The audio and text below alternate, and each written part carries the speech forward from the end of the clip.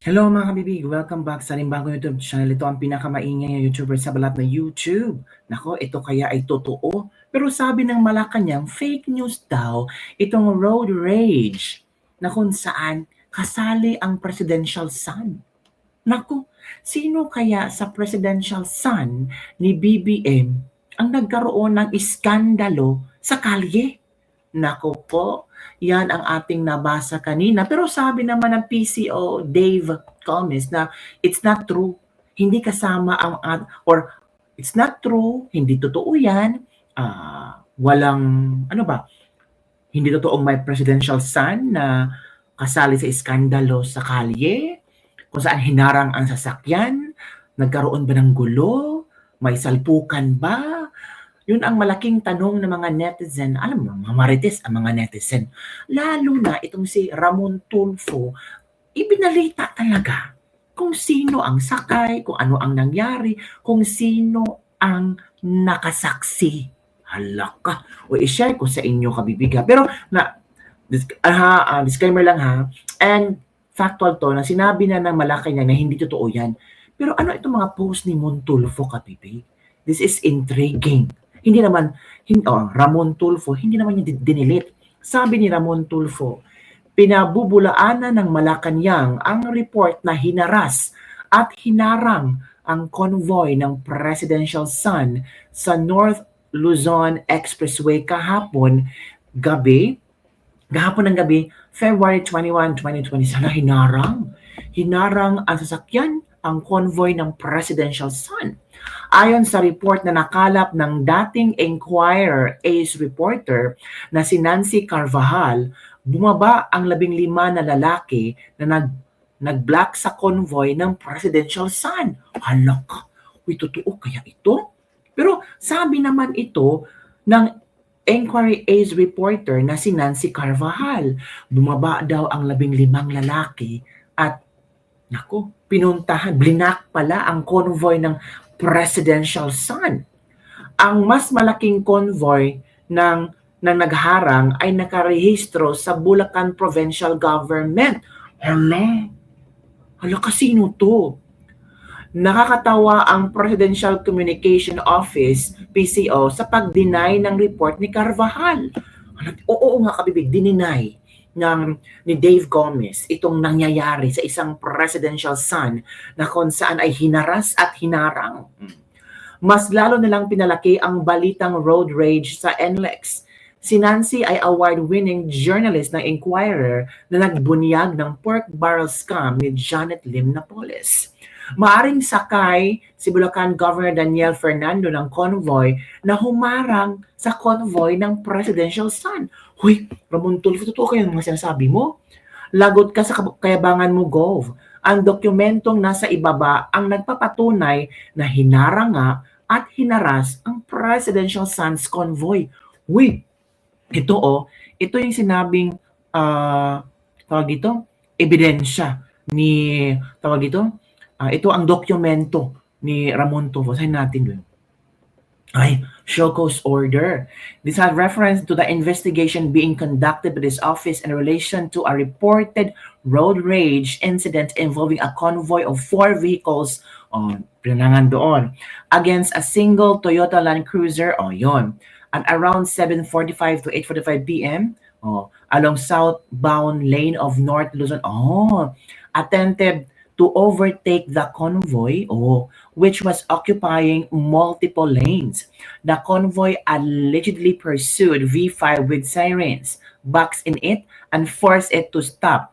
Approximately 10 men alighted from the convoy vehicles, surrounded V5, and allegedly harassed and threatened its driver and passenger. So posible yung presidential son ang nasa loob ng sasakyan na hinaras. The men were also allegedly armed. When an enforcer approached to check the disturbance, the men abruptly reboarded their vehicles and fled. Naku po. In view, therefore, you are hereby directed to appear before the Office of the Intelligence and Investigation Division. Naku mga kabibig. Upon identification of driver's license of the designated driver, it shall be preventively suspended for a period of 90 days. Saan ito in-address? Ay, Provincial Government of Bulacan. Hala ka, Bulacan pala. Ang sabi ni, ano dito? Bulacan, uy. Ang sabi naman ni Montulfo dito. Ano ito? Ayon, Bulacan pala. Oo. Naku, sino kaya kabibig, no? Ito naman ang komento ng ating mga netizen. Paano na kung ordinaryo mamayan ang hinarang? Bakit ba magganyang ugali mga politiko at mga bodyguard? Matapang lang sila pag may baril at marami sila. Tingnan natin ulit tulis ni Golf. Baka may mga maleta yung convoy. Hala. Siguro mas minabuting hindi i-confirm na Malacanang na meron ngang road rage kasi nga meron isinampang kaso. Hala ka. Merong lalabas na dashcam yan in a few days pa. Question, bakit pinagtakpan ng PCO ang incident? Hala. Yung nakakalimutan ng ibang issue tapos gawa na naman sila para tuluyan na makalimutan ang flood control. Maleta laman ng convoy. Pang pelikula lang ito, malay sa katotohanan pa ikaw ang source pang Marites. It was probably Simon or Vinny on board and not Sandro. Sabi ni Indy Marie ang C. Siguro naman kilala ng mga bodyguard si Sandro, kahit sa pasahero lang siya. Unless guns lang talaga yung mga bodyguard na walang alam. Pero sobrang yabang naman niyang governor na corrupt na probinsya namin. Ano yan? Pag ganyan pa talaga feeling? Hala ko. Parang inaapi-api ang presidential son kasi hinaras. Hala kabibig. Ito ay galing kay Moon Tulfo na ayon sa kanya, nakalap ito ng dating anchor reporter Nancy Carvajal. Mga kabibig. Which is, yung sinabi ni Nancy Carvajal ay tugma sa show cause order. Ito, tugma sa show cause order. Hala ka. Mga kabibig, ano ang iyong komento? Kawawa naman ang presidential son, wala namang ginawang masama, di ba? Nako kabibig, eto pa kabibig ha, nabalita na pala to, pero sabi ni Dave Gomez, it's not true. It's not true. Nako po. So ano ang totoo? Ano ang katotohanan? Nako, alam natin na kabibig ha, tingnan natin kung ano ay ito to. News feed ito sa billionaire. Balita na pala to sa billionaire mga kabibig. Ito kabibig ha. Pakinggan natin ang news ito. Malacanang has denied reports of an alleged road harassment incident involving a so-called presidential son along the North Luzon Expressway on Saturday evening. Presidential Communications Secretary Dave Gomez said there was no such incident involving any presidential son, dismissing claims that circulated on social media. Posts online alleged the three-vehicle motorcade blocked the presidential son's vehicle past 7 in the evening, and that men from Bulacan registered vehicles confronted the convoy after an overtaking incident. Authorities have yet to issue further details, but the palace maintains that no such incident took place.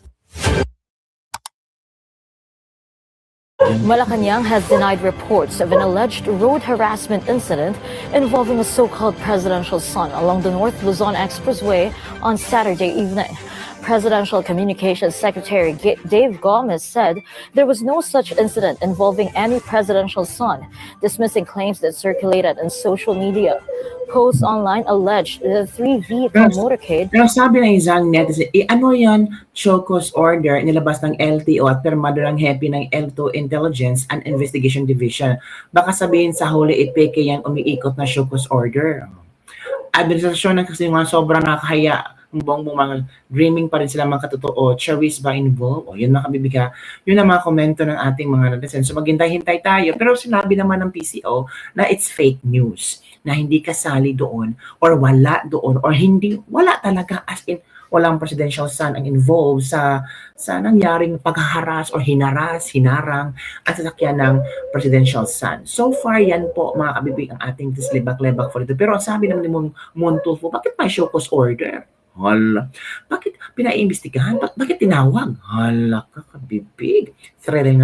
Ang daming mga issue ngayon, no? Pero ako, naniwala ako kay PCO Dave Gomez. Kasi I'm sure pinaiimbestigahan na nila yan and they're telling the truth. Nothing but the truth. So help them God. Kayo talaga. Pero sabi ng iba, bakit may show cause order? Kayo talaga, sasabi ni PCO Dave Gomez, walang involvement or hindi na involved ang presidential son doon. Ano ba kayo? Maghintay lang tayo sa mga dashcoms, sa mga trending news later on, kung totoo man or hindi. Basta sabi ng Malacanang, walang presidential son ang involved or hinaras or hinarang or kasama sa mga road rage na yan. Yun lang kabibig. Don't forget to like, subscribe, and share this video para sa mga trending news natin pag-usap-usapan. Basta, wala. Yun ha. Maghintay tayo sa more updates nito.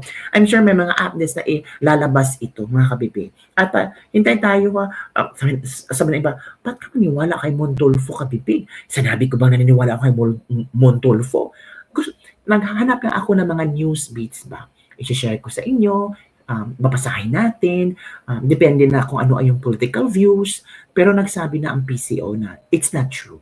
Diba? Kayo nang bahalang maghusga ba? Kayo nang bahalang magbalanse.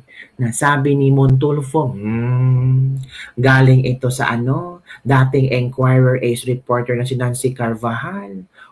Bumaba ang 15 na lalaki na nag-block sa convoy ng presidential son. Tapos, maari daw ang sakay ay si Governor Daniel Fernando. Uy, talaga? Ito pa, nakakatawa, sabi pa ni Montulfo, nakakatawa ang Presidential Office, Communication Office sa pag-deny ng report ni Carvajal.